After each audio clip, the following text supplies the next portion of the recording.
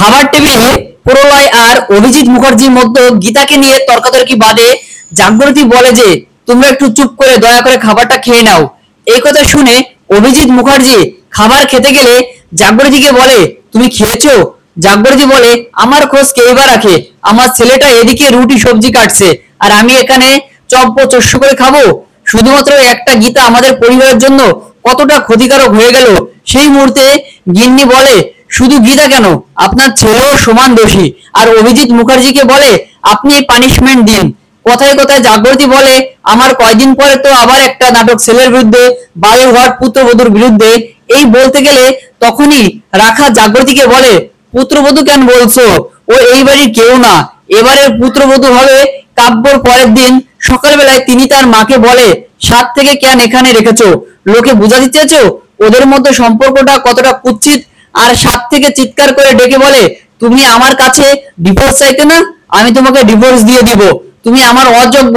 সাথীকে বলে আমি জানতাম তুমি আমাকে ভালোবাসো, কিন্তু তুমি নিজেকে ছাড়া আর কাউকে ভালোবাসো না, তাই তুমি তোমার বোনকে এতটা কুৎসিত কথা বলতে পারছো। করতে গিয়ে তাকে বলে তুমি এই মানুষকেই বাড়িতে কেন রেখেছিস, উত্তর দে। যিনিকে থাকে বলে প্রথমত ওই মানুষটা সাক্ষী, দ্বিতীয়ত ওই মানুষটা ভিকটিম, তৃতীয়ত এই মানুষটার উপরে যখন তখন প্রাণঘাতী হামলা হতে পারে, চতুর্থ এই মানুষটার নিরাপত্তায়। আর যতক্ষণ না আমি ওই মানুষটাকে নিরাপদ প্রমাণ করতে পারবো ততক্ষণ আমাকেও নিরপরাধ প্রমাণ করতে পারবা না। কথাটা বুঝতে পেরেছিস?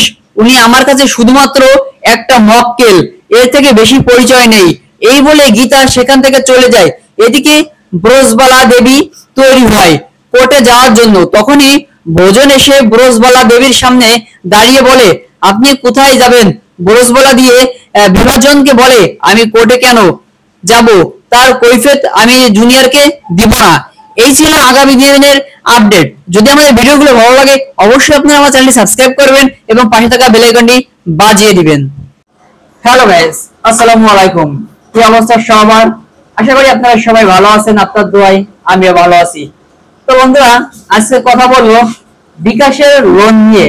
আপনারা দেখবেন যে এখন ফেসবুকে কিছু প্রতারক আছে, তারা বিভিন্ন গ্রুপে পোস্ট দিচ্ছে যে আপনার বিকাশ থেকে আমি লোন এনে দেবো, ইনস্ট্যান্ট লোন এনে দেবে, তার বিনিময়ে তাকে অগ্রিম 200 থেকে 250 টাকা দিতে হবে। তো আপনারা যদি এই 200 থেকে 250 টাকা অগ্রিম দেন তাহলে 200 থেকে 250 টাকাই আপনি মারা খাবেন। মারা খাবেন বিষয়টা কি বুঝেন? আপনার টাকাটাই জলে চলে যাবে। তো যাই হোক, এমন কথা হচ্ছে যে আসলে কি বিকাশ থেকে লোন দেয়? হ্যাঁ বন্ধুরা, আসলে বিকাশ থেকে কিন্তু লোন দেয়, কিন্তু কি পারপসে আপনাকে লোনটি দিবে সেই বিষয়টা আপনাদেরকে আজকে আমি ক্লিয়ার করে দিব। এই জন্য আপনারা ভিডিওটি সম্পূর্ণ দেখতে থাকুন। যদি ভিডিওটি ভালো লাগে অবশ্যই কিন্তু আপনারা আমার চ্যানেলটি সাবস্ক্রাইব করবেন, পাশে থাকা বেল আইকনটি বাজিয়ে দিবেন আর বন্ধুদের সাথে কিন্তু এই ভিডিওটি শেয়ার করে দিবেন, যাতে তারাও সতর্ক হয় এবং তারাও বুঝতে পারে যে আসলে বিকাশে কি করে লোন দিবে বা কাউকে টাকা দিয়ে প্রতারিত না হয়। তো আজকে আপনাদেরকে একটা বিষয় বলি, সেটি হলো বিকাশ সিমে যদি আপনার পর্যাপ্ত পরিমাণ লেনদেন থাকে তাহলে আপনি লোনটা পাবেন এবং আপনি চেক করে দেখতে পারেন। আবার অনেক সময় দেখা যাচ্ছে চেক করছেন, এখন বর্তমান যে আপডেট এসেছে বিকাশে তারপর লেখা থাকে কিন্তু লোন নিতে আগ্রহে আপনাকে ধন্যবাদ, কিন্তু আগে এই লেখাটা আসতো না। আগে আসতো কি যে বিকাশে লোনের জন্য আপনি প্রযোজ্য নয়, এরকমটা লেখা আসতো। তো যাই হোক, আমি আমার সিম থেকে লোন নিচ্ছি, একটা সিম থেকে লোন নিচ্ছি আমি 3 বার, আর একটা সিম থেকে লোন নিচ্ছি একবার। তো ওই একবার লোন নেওয়ার পরে আমি ওই লোনটা আমি মানে একটু দিতে লেট হয়েছিল, আমার জরিমানা হয়েছিল 224 টাকা। সেই সাথে ওদের যে লাভটা থাকে টোটাল মিলে 400 টাকা দেওয়া লাগছিল। আমাকে ফার্স্ট বার 15,000 টাকা লোন নিছিল, তাও প্রায় যে 1 বছর হতে চলছে, অর্থাৎ আপনার কুরবানি ঈদের একদিন আগে আমাকে লোনটা দিছিল। আমি হঠাৎ করে ঢুকে রেখেছি আমাকে লোন দিচ্ছে। তো লোনটা কেন দিছিল? আমার এটা কিন্তু পার্সোনাল সিম ছিল, কিন্তু লোনটা কেন দিছিল সেটা বলি। আমি আগে ব্যবসা করতাম, আমার একটা দোকানও ছিল। তো ওই সিমটা আমি আমার ব্যবসার ক্ষেত্রেও কাজে লাগাইতাম। তো প্রচুর পরিমাণে মাসে দেখা যাচ্ছে যে আপনার 2.5 লাখ টাকা শুধু আমি সেন্ড মানি করতাম। এমন আছে যে আমার মাসের 20 দিনের ভিতরে আমার লিমিট থাকতো না, 2 লাখ টাকা আমি সেন্ড মানি করে ফেলতাম। আবার ক্যাশ ইন হতো দেখা যাচ্ছে প্রায় 4 লাখ টাকা বা 3 লাখ টাকা এরকম সামথিং ক্যাশ ইন হতো। আবার আমি ক্যাশ আউটও করতাম, ব্যাংক টু বিকাশও করতাম, প্রচুর পরিমাণে লেনদেন করতাম এক কথায়। তো এই জন্য আমি আবার পে বিল করতাম, একটা সিম থেকে 50টার মতো এরকম। তো এখন হয়তো আনলিমিটেড করে দিছে, আমি জানি না, অর্থাৎ আমার এখন ব্যবসাটাও নাই। তো আমি ওই লোনের টাকাটা একটু পরিশোধ করলাম লেট করে, হয়তো এই জন্য আমাকে লোন দিচ্ছে না, বা এখন আমি তো কোনো লেনদেন করি না, এই জন্য আমাকে লোন দিচ্ছে না। তো আপনাদের লোন পাওয়ার একটাই কাজ আছে, সেটি হলো প্রচুর পরিমাণে আপনাকে লেনদেন করতে হবে। এবং বিশেষ আরেকটা জিনিস, সেটি হলো যার নামে সিমটি কিনা এবং তার ওই একই নামে যদি আপনার বিকাশ অ্যাকাউন্ট খোলা থাকে ওই একই এনআইডি কার্ড দিয়ে, তাহলে লোন পাওয়ার সম্ভাবনা থাকে আপনার 60% এর উপরে থাকে, লোন পাওয়ার সম্ভাবনা থাকে এই বিষয়টি যদি আপনি করে থাকেন। তো অনেকে বলে না যে আপনার লোনটা আমি করে দিতে পারবো, এই কয় টাকা অ্যাডভান্স দিতে হবে, তার অফিসের লোক আছে সিটি ব্যাংকে। এটা একদমই ফালতু একটা কথা, সে কখনোই এটা পারবে না। কারণ ব্যারাক ব্যাংক বলেন, ব্যারাক বলেন, ব্যারাক কথা জানেন যে বিকাশ ব্যারাকের আওতাভুক্ত। তো তার বাপ দাদা লাগে যে তারা এটা আপনাকে লোন এনে দিবে, এটা সম্পূর্ণ ভুয়া। তো আপনারা এই কথাটা কখনো বিশ্বাস করবেন না।